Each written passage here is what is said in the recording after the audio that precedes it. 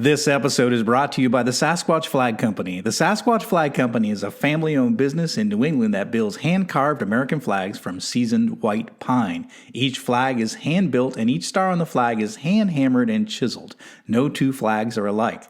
They offer a variety of flag designs to honor the police, military, firefighters, dispatchers, and search and rescue personnel, to name a few. These stunning handmade flags look great in an office, a studio, the back porch, or above the fireplace mantle. They make the perfect gift for the veteran, first responder, or patriot in your life. Now, I love these flags, and I've been giving them as gifts for years, and I was a customer long before they became a sponsor of the show. I can't recommend them enough. So if you're looking for that perfect, uniquely American-made gift to give away, or if you want to treat yourself, go to SasquatchFlags.com and get your order in today. Welcome to the Deep Leadership Podcast. Today I'm joined by Timothy Reigle. Tim is the founder of Into the Wilderness, a ministry dedicated to helping men transform their lives by renewing faith, re-energizing families, and restoring masculinity. He is the author of the book, Living Porn Free, 10 Steps to Recovery, Redemption, and Renewal. As a coach, he has helped hundreds of men overcome addiction to porn and sex, save their marriages, and become better men. Tim is also a licensed funeral director, a chaplain, a worship leader, and more importantly, a husband and father. I am excited to have him on the show to talk about how men can cast aside their addictions, weaknesses, and complacency so they can become the leaders, husbands, and fathers their families, churches, and workplaces and communities need. So, Tim, welcome to the show. Thanks for having me, John. I'm excited to be on. Yeah, this is an interesting topic. We've talked a lot about different addictions that affect leaders. We've talked about affairs and how they derail leaders and pastors in past episodes. But this one's interesting because it is something that is so prevalent in our society, and men can get distracted and kind of get off their game when they fall into this trap. So that's kind of what I want to start off talking about, which is what are some of the addictions you help men through? How big is the problem in America today, and how do these addictions derail men? Yeah, what I do is I help men who are struggling with porn addiction, with sex addiction, with even device addiction and dopamine addiction is a lot of it. What it is, guys, just escaping through those sort of things after overcoming my own addictions, to porn, to sex, and affairs, and all those sort of things that almost destroyed my family and my marriage. Thankfully, I was able to overcome those with the help of some mentors and coaches and pastors, and was able to turn my life around and become the man and leader that God wanted me to be. This is one of those things that kind of hides in the background. It doesn't get talked about very much, and anywhere really, amongst men, amongst churches and workplaces, or even in the mental health and counseling communities. It doesn't get talked about.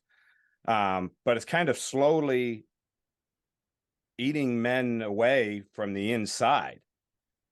And it's not as obvious and doesn't get the attention, that alcoholism does, or drug addiction, or even gambling and things like that. It doesn't get that attention because one of the things is it's so easy to hide. And that's the major problem. The other one is it's not as, it's still a taboo topic to a lot of people. But so many men are dealing with this. There's been studies that have been done that say that, some in certain age groups, somewhere up to 2/3 to 70% of men are addicted to porn, and especially young men. So even if leaders now aren't dealing with it that are older, the next generation of leaders, chances are those young men and even ladies to a greater extent, but I work primarily with men, are dealing with this. And so it's destroying families, destroying marriages, relationships. Men are dealing with depression, anxiety, things like that, which conventional wisdom and the world wants you to think that porn helps with that, when it does the opposite and increases the shame and increases the guilt. Men are spending hours doing this. They're having sexual issues when it comes to marriage, and they're in an active sex life that is destroying. And then it escalates.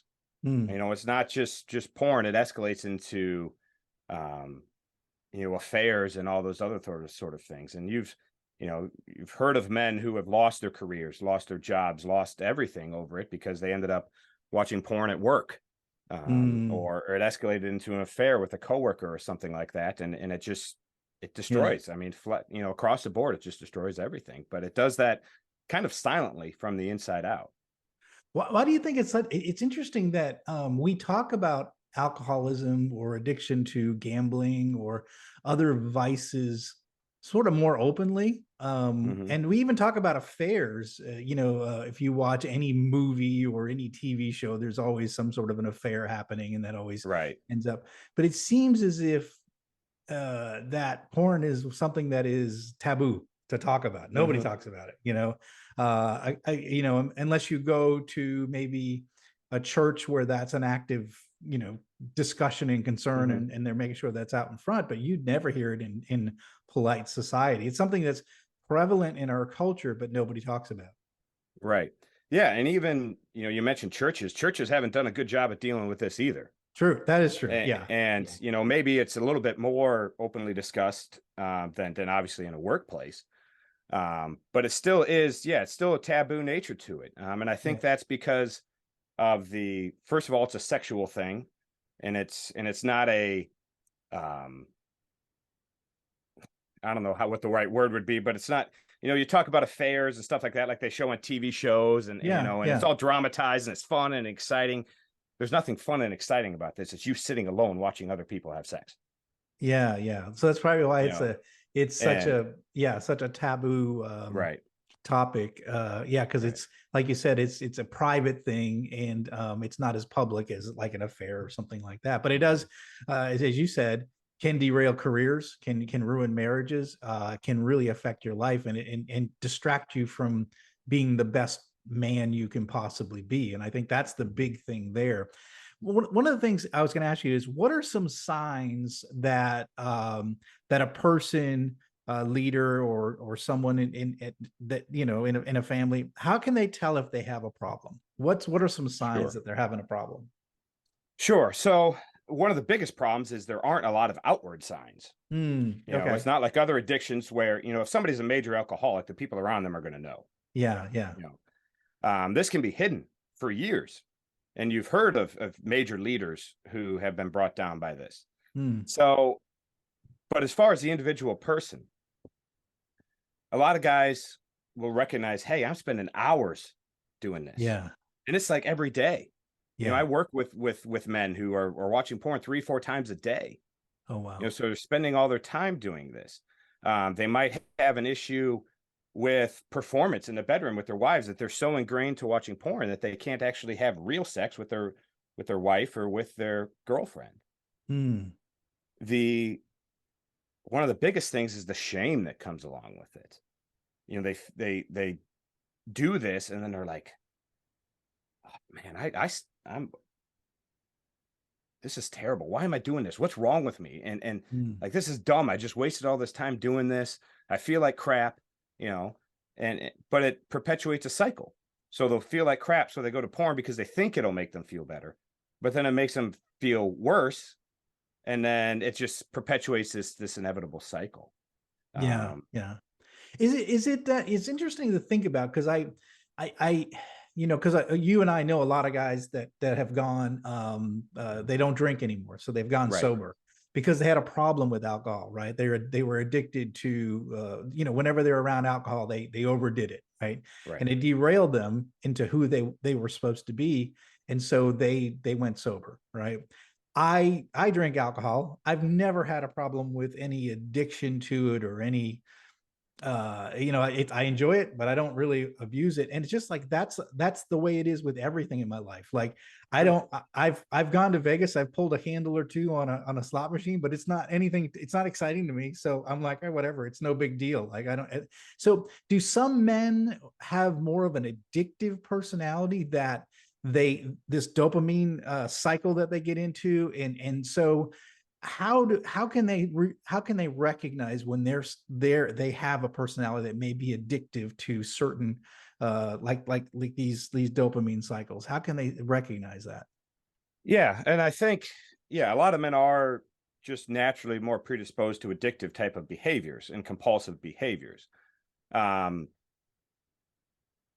and certain guys are at different levels. Like I said earlier, I work with guys, it's multiple times a day. Other guys, it's once a week or once a month, but it's still a problem for them. I think each man will recognize at some point, and they know deep in their heart, this isn't right.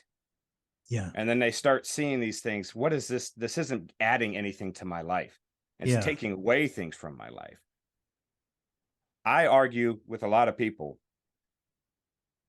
I don't see any level of porn usage that is healthy in any extent. You know, you mentioned alcohol. I mean, I drink too. You know, we're both kind of bourbon and cigar type of Right. guys. Exactly. You Yeah. know, and that's okay in moderation, because that's not it's an enjoyable thing. We can do that. I don't think that's the same way with porn, Mhm. because I don't think it's giving you it's not a relaxing thing. People think, oh, well, I just do this to blow off some steam and some stress and do that. Yeah, but it's destroying you from the inside out, Mm. you know. Yeah. And one of the most dangerous things about porn is that, unlike other addictions where you just need more of it, if you're an alcoholic, you just drink more. If you're a drug addict, you just do more drugs. With porn, it's not that you need more, you need new, you need different. Oh, I see what you're saying. Okay. So guys don't just watch the same video over and over again, like a guy that would just drink more of his favorite whiskey. It's always got to be something new, something novel. And that's where it gets really dangerous, I because it see. may start out very, vanilla, I guess, to use that the sexual term, but you're constantly needing new things. So guys get into fetishes, they get into escorts, they get into affairs, they get into all this sort of weird stuff, when they turn around a couple of years later and they're like, how in the hell did I get here? So it's truly like a gateway to escalation, which Oh, is, it's definitely a gateway drug. I yeah, yeah. believe that Interesting. is, I don't think it's, and it's obviously going to cause issues in your marriage, your relationship. No woman Yeah. wants to be with a man who watches porn. Okay. Yeah, yeah, that's a good point right there. You And know, so it's kind of funny that you're right. That's if so. What are the men seeking? They're seeking to be in a relationship, to have a normal sex life, and so when they do this, they derail that, and so they get absolutely. caught in this cycle, and they don't end up becoming the man they were supposed to be, the husband, the father, the leader they were supposed to be. They're kind of derailed, right? Is that what the biggest challenge with this? Absolutely, yeah. They think it will enhance their regular sex life, Yeah. when it can destroy it. Wow. Because men they watch enough porn that they prefer that, Yeah. or they get erectile dysfunction. One of the things I point out a lot, back in the day when all these ED meds came out, the Viagra, the Cialis, all these sort of things, the commercials were the actors in the commercials were older men, Mm. guys in their 50s, 60s, 70s, that where that's a legitimate medical problem. Yeah. Look at the commercials now. You see them on. I was watching a hockey game the other night. Then there was a commercial for it during the hockey game. These Hims and Roman and other ones. The men in those ads are young men now. They're in their 20s and 30s. They're not the gray hairs of yesteryear. They're marketing it to young men, Mm. because young men are dealing with erectile dysfunction. That's not from any medical thing. They should be at the height of their virility. Should be top. It's Yeah, because yeah. so many young men are addicted to porn.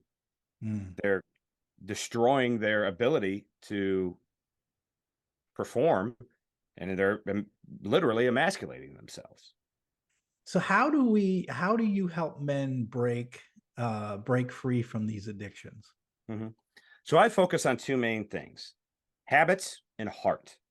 Okay. So the habits are important because we have to understand our actions. So accountability is probably the biggest thing that I do.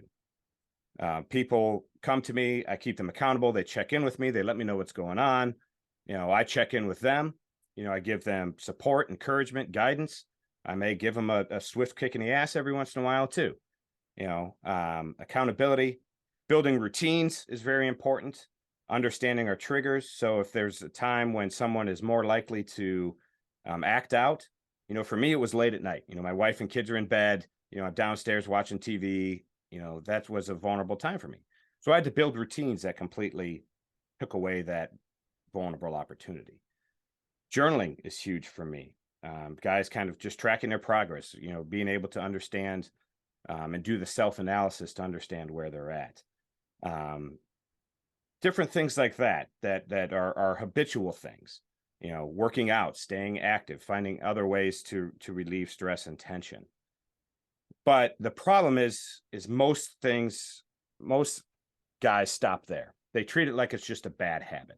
And if they can just power through it for enough, Mm, as that old saying, you do something for 21 days, it becomes a new habit.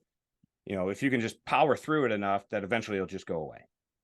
And it doesn't, because addiction is not a habit to break, it's a wound to heal. So mm, that's where the heart side of it comes in. okay. We've talked about alcoholics. It's kind of like, an alcoholic has a moment, you know what, I'm done drinking. That's my last drink. And they pour all their booze down the drain. Great. Takes away that opportunity. But it doesn't deal with why they had to drink in the first place. Mm, the heart. That's Yeah. what that's where the real change, the real recovery and healing comes from. So that's where the heart comes in. All addictions at their core are a coping mechanism. They're how we learn to deal with pain, Yeah. how we learn to deal with that. And that's what I always say. Porn addiction isn't about pleasure, it's about pain. So there's things in guys' lives that often happen. Some of them are major. I work with a lot of men who have sexual abuse, physical abuse, death, divorce, things like that. But just as many don't. But there's events in our lives that are wound us. And we learned often in our adolescence, because that's when this starts, that they can run away to porn and sex to deal with it. Mm, And it just gets a hold of them, and that's how they cope. So we have to go dig deep and figure out what those core wounds are, what those hurts are, those pains are, and learn to deal with them in a healthy way. And that's where true healing comes from. that makes a lot of sense.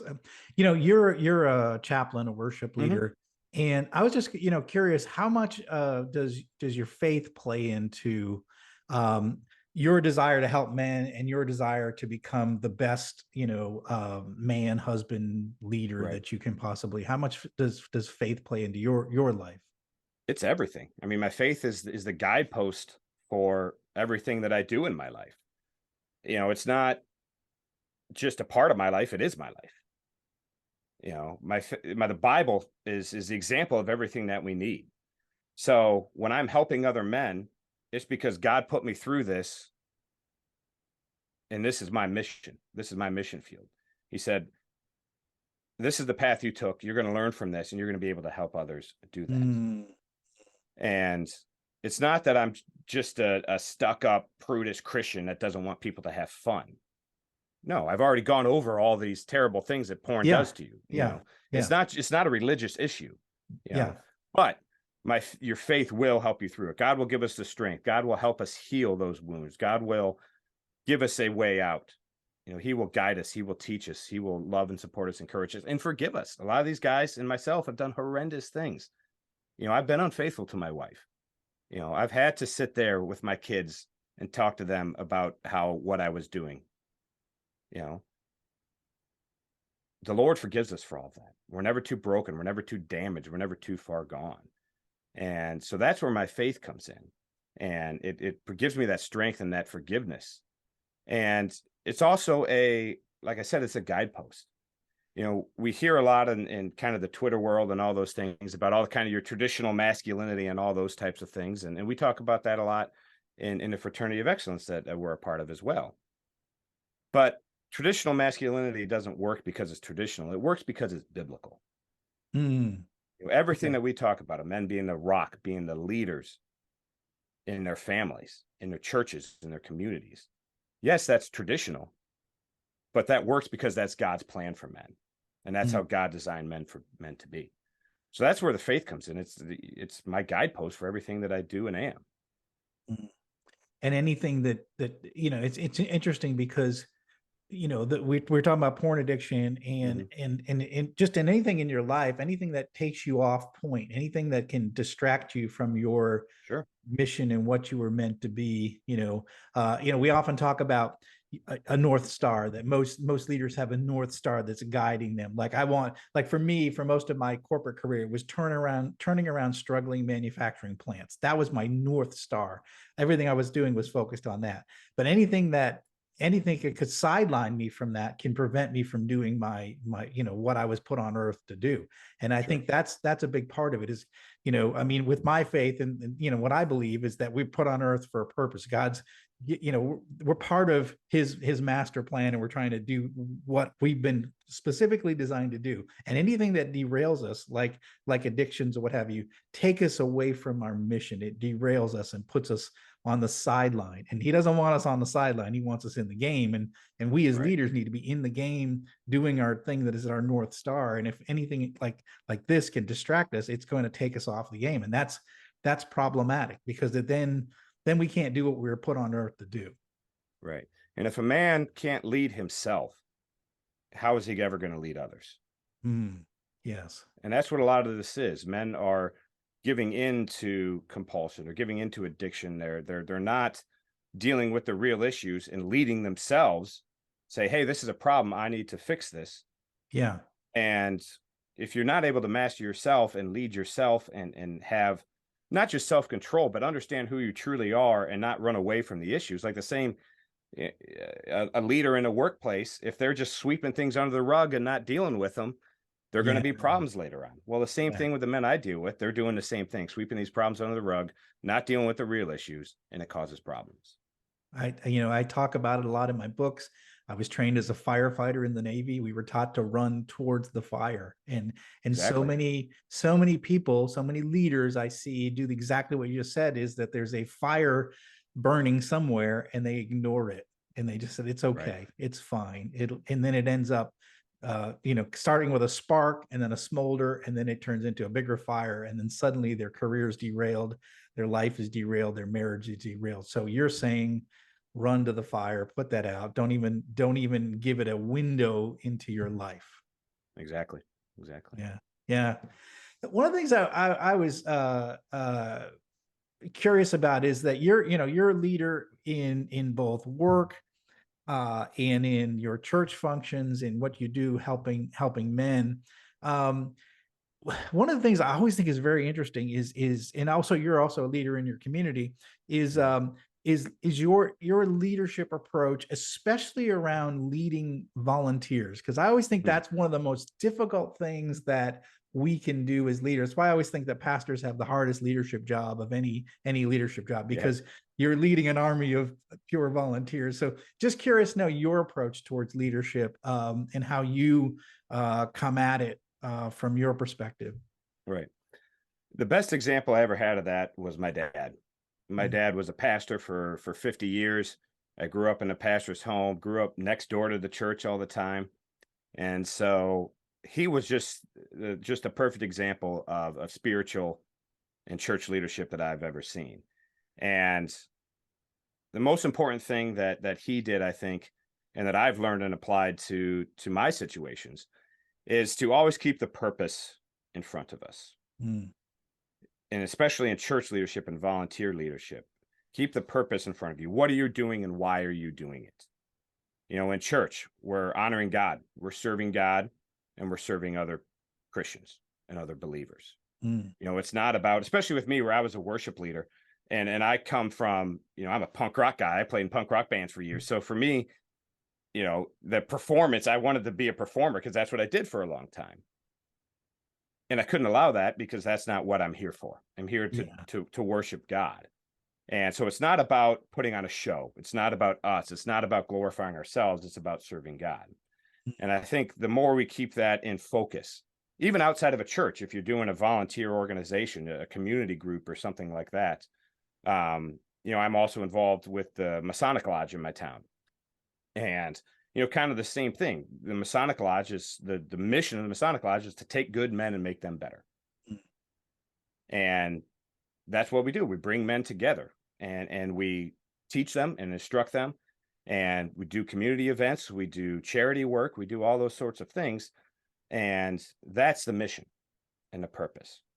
And so keeping that goal in the forefront, it's not about making money with volunteers. It's not about how many butts you can put into seats with volunteers. It's about the mission and the purpose, and make sure that doesn't get lost in the meetings and the committees and all Yeah. those type of things that often happen within those type of organizations. Keeping that goal front and center, I think, and keeping the eyes focused on that is really what um, is essential to leading those types of people. I love that. It's funny because I somebody on Twitter this morning just actually pushed back on me and they said, "What's more important, the mission or the people?" And I Mm, was like, that's the wrong question. The answer to yeah, that is yes, both. right. I've always said that it's always about the mission and the people, right? Without the people, you can't achieve the mission. Without the mission, you don't need people, right? It's Yeah, it's the connecting sauce between the two of them that, and that's a big part of ministry. It's like you're saying the mission, the goal is really important. But we got to remember that we need the people there to be able to achieve that mission. And it's the that's the trick in leadership, is connecting people to the mission and making right. sure that that's always there. And it's a little bit of a balance too. If you focus too much on mission and you forget the people, you get in trouble. Yeah, If you yeah, focus too much on the people, you forget the mission, you also get in trouble. So that's that where, it's Jocko calls the dichotomy of leadership. It's this yeah. balancing act that we play, that in almost every leadership element, there's a balance between one end and the other end. Like if you're too nice, you have a workforce that gets away with just about anything. If you're too cruel, then you have a toxic workplace. So you have to you're always looking for balance in leadership. And I Hmm. love that you Exactly. say that the mission has to be forefront, in the Yeah, forefront. Can't just be about people. It has to be people and the mission. So right, right. fantastic. One of the things, I have never interviewed a funeral director. So and again, that's a whole nother rabbit hole we could go down Yeah. into. But one of the things I it got to me thinking about, and I've had Jerry on my show, and we talked about his new book, Men of Grit, and he talks a lot in that book about legacy. And so, Hmm. one of the things is I think you get a chance to see in your unique job that you have, is you get to see the legacy of people when in their final days. So you've been to hundreds and hundreds of funerals, viewings, and what have you. Hmm. What when you see what is that like when there is a funeral for someone that has made a big impact in the people around them? What is that like compared to maybe someone that has only focused on themselves and focused on their own personal self, and just maybe you could share some stories from that, because I really do think that at the end of our days is when we see the impact that we made in the world. Yeah. I think the difference is in how people grieve, Mm. and not so much in how much they grieve or, outward displays of emotion and sadness, but in the way they talk about the person, the Mm. way that they learned from that person. I've had funerals. I'll kind of start with the negative. I had a funeral a few years ago, and I'm in Eastern Pennsylvania, outside of Philadelphia. And this was a 45-minute funeral. And it seemed like the only thing they talked about was how much this guy loved the Eagles, loved the football Mm. team. Oh wow, yeah, yeah. And everybody that got up, oh yeah, he was every Sunday he was sitting there with a cold beer watching the Eagles and screaming at the TV. And I'm sitting there thinking, this is the best memory you have of your father and grandfather? Mm. Of him sitting there drinking a beer, bitching at the Eagles? Like, that's sad. Yeah, Like, I hope my family has a lot more to say about me yeah. when I'm gone. Versus the other side of it, where I've had funerals where people get up and they say, I remember, Pop taking me out for my first hunting trip, and I was scared, and he was there and encouraged me and brought me along with it. He taught me this. He spent time with me. He came to every one of my little league baseball games. You know, yeah, he worked hard. He was proud of what he did, and he did all these things, but he was a husband and a father and family first. And I Mm. think that's the difference. No one cares at your funeral how many hours you worked. No one really cares how much money you made. What they care about is that legacy that you left. They care about how you made them feel, how you showed them love, the memories that you made with them. That's what matters. Those relationships matter. Jobs end. You drop dead, your employer will be having an ad in the paper the next day. The money can be gone in a heartbeat. But the relationships, the things you teach people, the memories that you make with them, the lessons they learn from you, and just your presence as a husband, as a father, grandfather, leader, that stays with people through the rest of their lives. And that's the legacy that rings down through multiple generations. Mm. Yes. Yeah. And I think that we often don't think about legacy. We Mhm. are, like you said, busy with the day to day, right? Trying Yeah. to achieve whatever goals we're chasing and the hours we're working and and we, living for the weekend, whatever. And Mhm. we ignore those people in our lives and those relationships in our lives. And at the end of the day, people remember us as, oh yeah, dad was sitting on the couch watching the Eagles, or the Mhm. grandpa or whatever, and not those memories and the impact that they had and how they made you feel. I think that's powerful. I always think too, I've read somewhere it's like, can you think of who are the six men who are going to carry your coffin? Who are your six friends who are going to carry your coffin? Mhm. And do you have a deep relationship with those six people? And it's hard. I would say I probably don't have a deep relationship with six people. I have Yeah. probably three, four maybe that are Yeah. close to me, and I think it's something to think about. I think with Jerry's book and the work that you do, you help me remind me of the idea of legacy, because I think it's Mhm. really important that we don't get distracted in what it means to be a leader, right? And all about the growth of our companies and our organizations and our missions, that we forget about the impact that we're making on people's lives. And I often talk about that leaders are like a pebble dropping in a lake, and they create these positive ripples. And if we're doing it right, we're going to impact everyone around us in a positive way. And if we're doing it wrong, all we're doing is creating a lot of problems in our wake. And I think that Mhm. legacy is something we need to be thinking about more in our lives, whether it's with our families, our work in the community, and our work and what we do at work.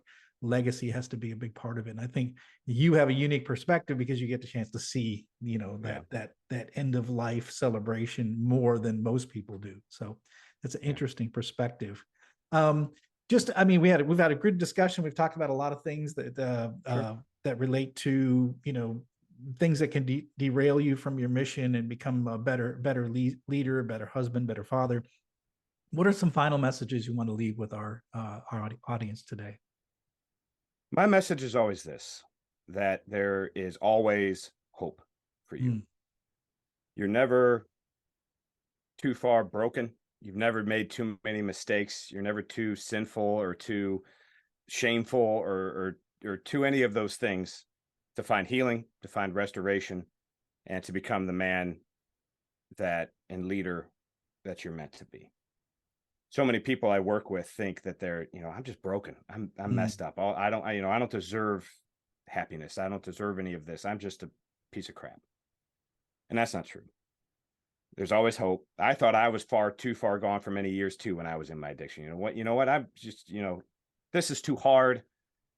It just throw in the towel and give up. I'll accept whatever horrible life I have. Um, but my message is there's hope.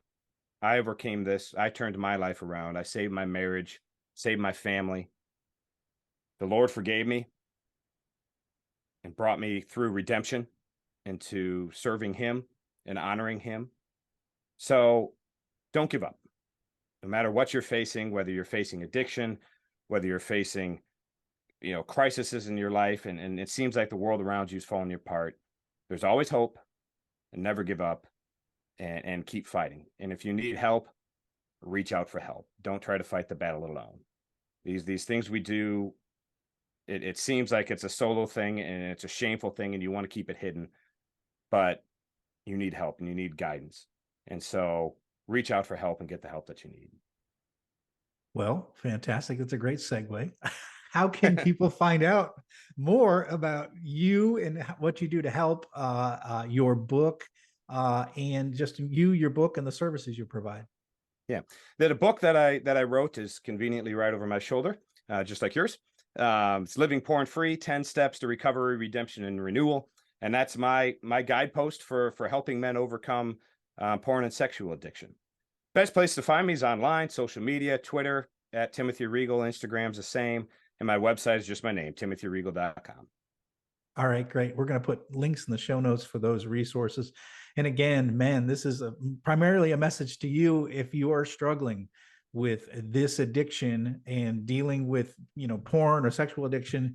You got a resource right now. Look in the links in the show notes. You got a resource. You can reach out to Tim. He's going to help you basically get on the right path. And like you said, there's hope. So if you feel like you're struggling, you feel like you've gone too far, you're not, and there is a path forward. Tim has left us with a lot of great messages to think about as far as how to become the best version of ourselves that we can possibly be. So, Tim, thank you for coming on the show. Thank you for sharing this sometimes taboo topic, but something that we need to bring out and talk about. And thanks for what you're doing to help men get through this. Thanks, John. Glad to have been on. Well, thanks again. Well, that's it for today. Thank you for listening to Deep Leadership. If you like this podcast, please subscribe and share so we can continue to build a world with better bosses. Until next time, this is John Rennie saying take care and lead well.